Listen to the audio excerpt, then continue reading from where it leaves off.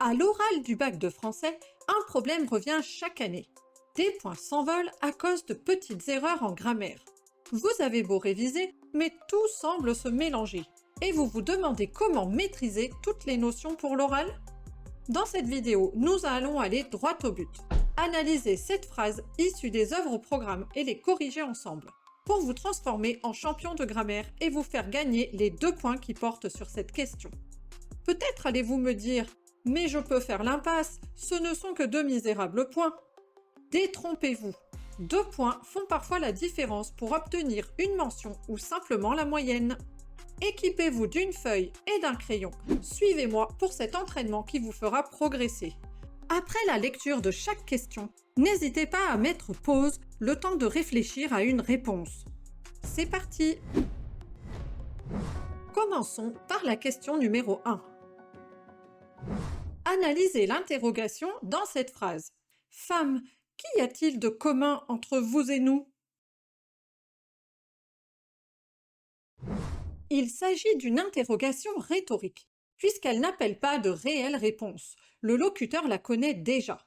Il pose tout de même la question pour interpeller l'auditoire. On peut noter l'inversion sujet-verbe avec la tournure impersonnelle « il y a ». Elle est introduite par le pronom interrogatif QU', qui est la forme contractée de que. Petit bonus, en analysant l'interrogation, vous gagnerez davantage de points, car vous montrerez que vous avez compris son sens en plus de sa construction syntaxique. Voici un exemple d'analyse pour cette interrogation. En reprenant cette question, Olympe de Gouges souligne de manière ironique la profonde division et l'incompréhension qui séparent les hommes des femmes dans une société marquée par l'exclusion de celle-ci de la sphère politique et sociale. Question 2. Transformez cette interrogation directe en interrogation indirecte. Expliquez vos choix. On pouvait transformer cette phrase en interrogation indirecte de la manière suivante. Olympe de Gouges demande aux femmes ce qu'il y a de commun entre les hommes et elles. Pour réussir ce changement, il fallait ajouter un verbe de parole pour l'introduire. Ici, il s'agit du verbe « demande ». Il était aussi nécessaire d'ajouter une subordonnée introduite ici par « ce que ». Enfin, il fallait aussi modifier les pronoms « vous » et « nous » qu'il fallait passer à la 3e personne du pluriel. N'oubliez pas également de supprimer le point d'interrogation à la fin de la phrase. Question numéro 3. Analysez l'interrogation dans la phrase. Savons-nous gravir la montagne jusqu'à nous? Ici, nous avons affaire à une interrogation directe et totale, car on peut y répondre par oui ou par non. La question est posée sous forme d'une interrogation directe avec inversion du sujet. Savons-nous? Petite particularité de cette interrogation, on peut noter l'absence du point d'interrogation en fin de phrase, sans doute lié au choix poétique de l'auteur. À travers cette interrogation, Hélène Dorion interroge notre capacité à entreprendre un voyage intérieur, à atteindre une meilleure connaissance de nous-mêmes. Question 4. Analysez la subordonnée circonstancielle dans la phrase suivante. Quand il eut compris que son destin lui échappait, il chercha désespérément à retrouver le contrôle de sa vie. Mais il savait bien que plus rien ne serait jamais pareil. Comme cette phrase est composée de 5 verbes conjugués, il s'agit d'une phrase complexe. La première proposition est une subordonnée circonstancielle de temps. Elle est introduite par la conjonction de subordination quand qui marque un rapport temporel. La subordonnée est liée à la proposition principale. Il chercha désespérément à retrouver le contrôle de sa vie. N'hésitez pas à effectuer des manipulations pour prouver votre analyse. Par exemple, on peut déplacer la subordonnée complément circonstanciel de temps. Il chercha désespérément à retrouver le contrôle de sa vie quand il eut compris que son destin lui échappait. Vous pouvez aussi remplacer quand par une autre conjonction de subordination qui exprime le temps, comme lorsque. Question 5. Analysez la subordonnée circonstancielle dans la phrase suivante.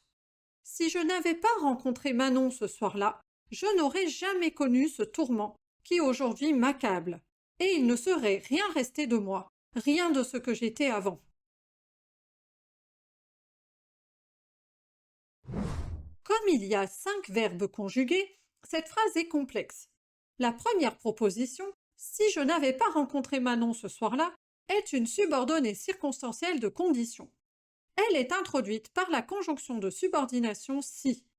Elle est liée à la proposition principale « je n'aurais jamais connu ce tourment ».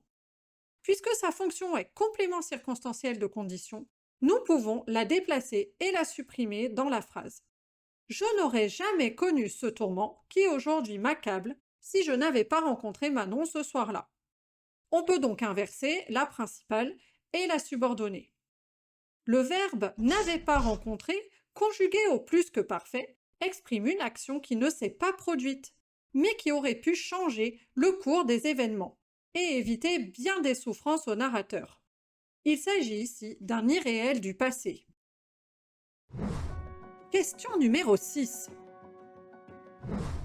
Analysez la négation dans la phrase suivante. Le puissant empire de la nature n'est plus environné de préjugés, de fanatisme, de superstition et de mensonges.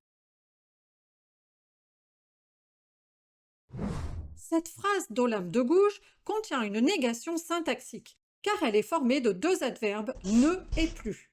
Elle est partielle car seul un élément de la phrase est nié. Elle se concentre sur l'idée que la nature n'est plus environnée de certains éléments. Cette négation partielle marque une rupture temporelle, un progrès, une libération par rapport aux éléments négatifs du passé que sont les préjugés, le fanatisme et les mensonges. Et voici la dernière question, la question numéro 7. Analysez la négation dans cette phrase. Je ne veux l'approcher qu'avec délicatesse. Dans cette phrase de Francis Ponge, la négation est syntaxique et restrictive. Elle est formée de l'adverbe ne et de la conjonction que. Pour rappel, ce type de négation invalide une partie de l'énoncé tout en introduisant une exception. Elle indique ici que le locuteur n'envisage aucune autre manière d'approcher que celle spécifiée, c'est-à-dire la délicatesse. Nous arrivons au bout de cette série d'exercices sur la question de grammaire à l'oral du bac de français. Je vous félicite d'avoir fait l'effort de vous entraîner jusqu'au bout. J'espère que cette vidéo vous a aidé à y voir plus clair et surtout à mieux comprendre comment analyser les points de grammaire du programme. Gardez en tête que ces notions sont à votre portée avec un peu de méthode et d'entraînement. Merci d'avoir suivi cette vidéo.